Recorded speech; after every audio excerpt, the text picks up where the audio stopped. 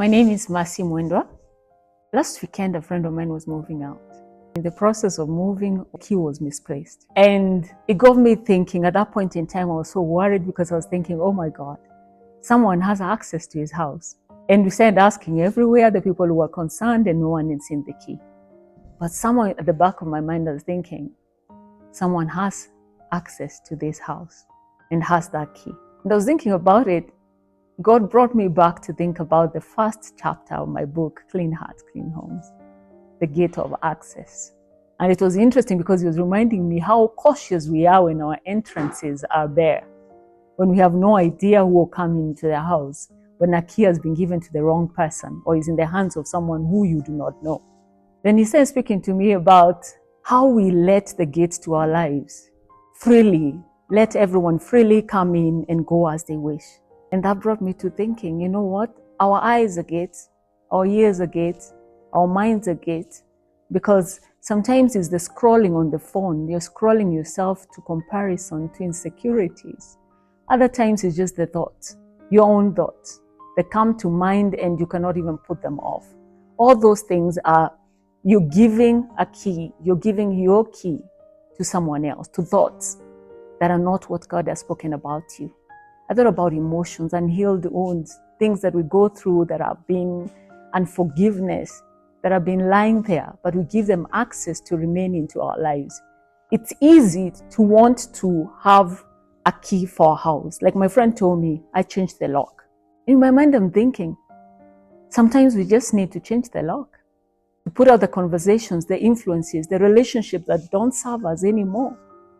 Because we've given our keys, we might give our keys to so many people or so many things or even circumstances in life.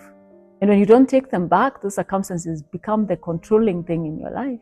So God kept teaching me, we have to guard our hearts. We have to guard our access, our gates of access to our lives, to our hearts, so that we are not giving access to anything, consent to voices that tell us we are unworthy. And sometimes our voice just drains and takes you into a space that really even getting out of is hard. So I remember just thinking through the weekend and thinking, God, help me be conscious. Like I was conscious about my friend's house and the lock had to be changed for me to feel safe. Sometimes it's not even that the key is missing. Sometimes it's a lock we need to change in our lives.